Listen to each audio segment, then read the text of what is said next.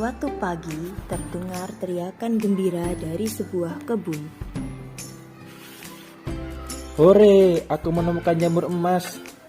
Kata Arya Tebing, si pemilik kebun.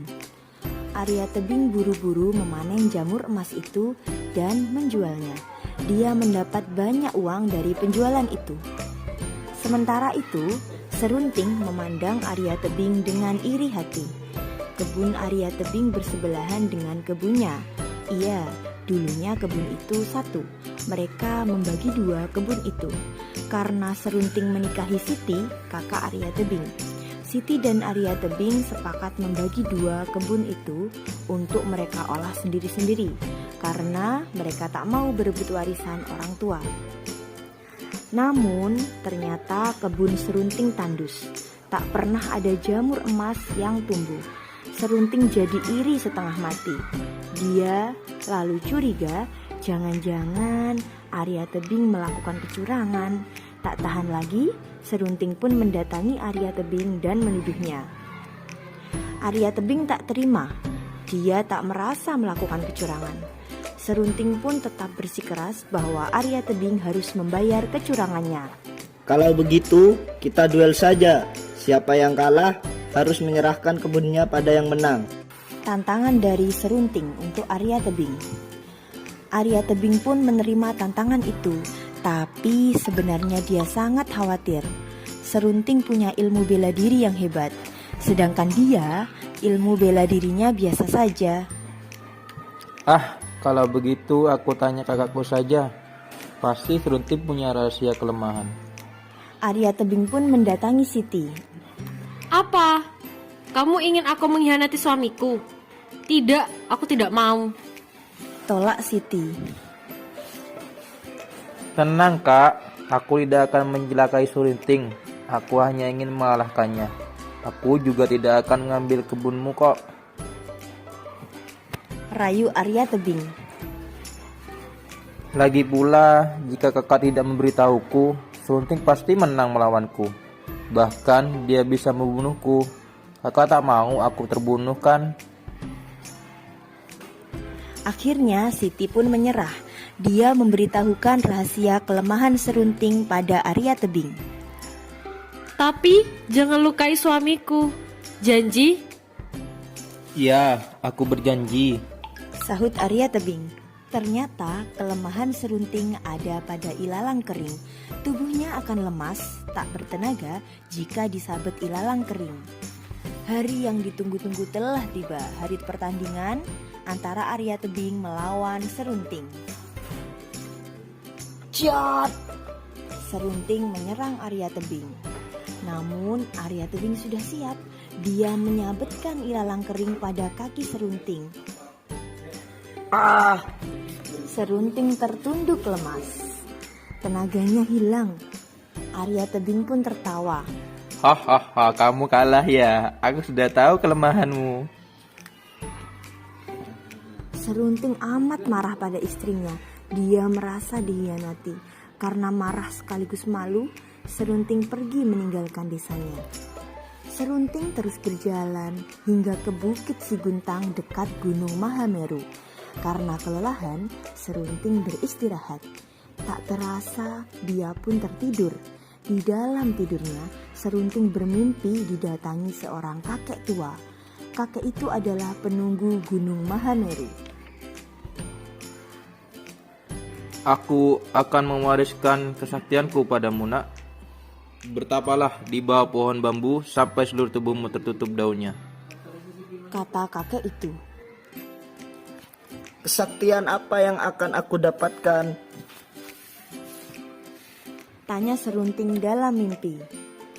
Setiap ucapanmu akan jadi kenyataan. Kamu mampu mengutuk apapun dan siapapun. Janji kakek itu. Serunting terbangun dari tidurnya. Dia mencari pohon bambu dan segera bertapa di bawahnya. Tidak ada ruginya aku mencoba. Toh aku sudah tak punya siapa-siapa. Dan Serunting pun mulai bertapa. Sekian tahun telah berlalu. Kini tubuh Serunting sudah dipenuhi oleh daun bambu. Sekarang saatnya aku membuktikan mimpiku. Serunting pun meninggalkan tempat pertapaannya. Serunting berjalan dan mencoba mengutuk apapun yang dia temui. Ayam gundul, durian batu. Ternyata mimpinya jadi kenyataan. Apapun yang Serunting ucapkan akan benar-benar terjadi. Serunting jadi semena-mena. Orang-orang yang melihat Serunting jadi ketakutan. Mereka menyingkir tiap kali Serunting lewat. Sejak saat itu, Serunting dijuluki si pahit lidah. Apalagi Serunting menggunakan kemampuannya untuk melakukan hal-hal yang buruk. Jika dia tak suka seseorang, dia tak segan-segan untuk mengutuknya. Serunting amat menikmati kemampuannya itu. Lalu dia ingat dendamnya pada Arya Tebing. Aku akan kembali ke rumah dan mengutuk Arya Tebing.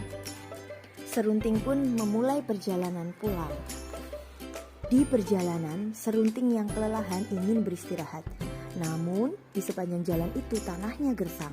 Tak ada pohon yang bisa diberi kesejukan.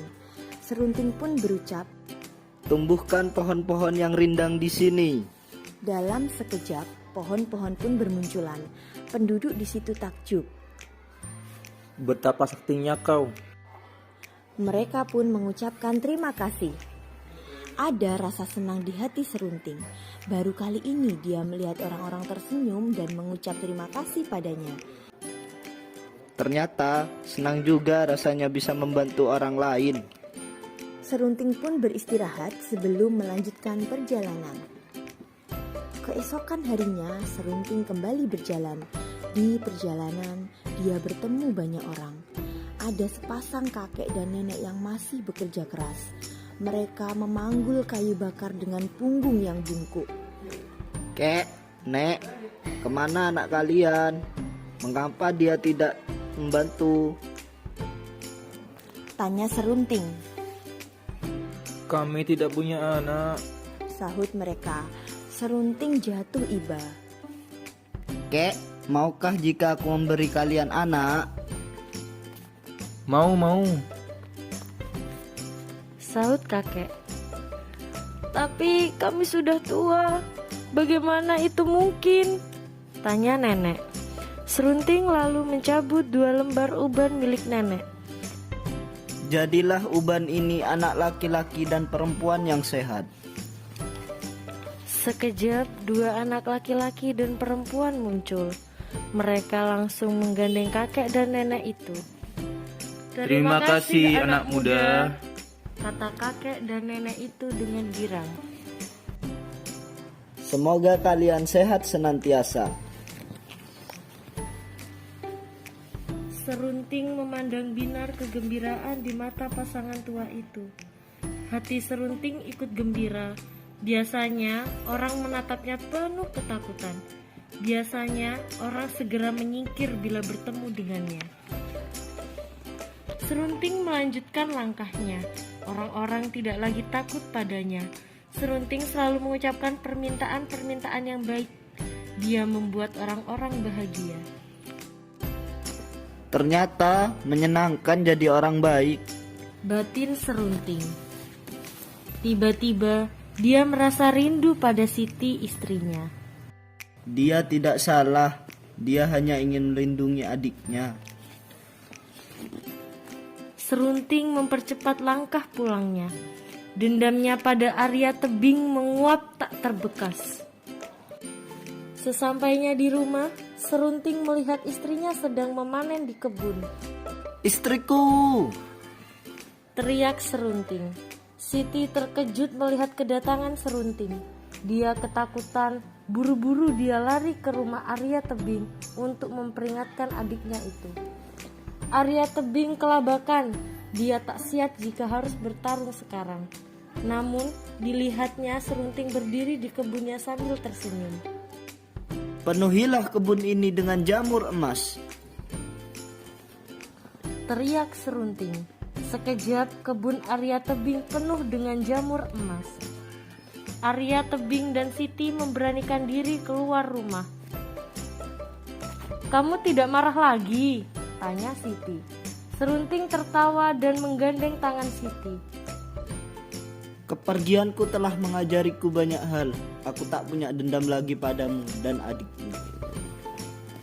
Siti dan Arya Tebing lega. Sekarang mereka bertiga hidup berdampingan dengan rukun. Kebun Arya Tebing dan Serunting sama-sama subur dan ditumbuhi jamur emas. Mereka tak pernah lagi berselisih. Serunting pun terus menggunakan kesaktiannya untuk menolong orang-orang yang membutuhkan. Terima kasih sudah menonton. Salam literasi.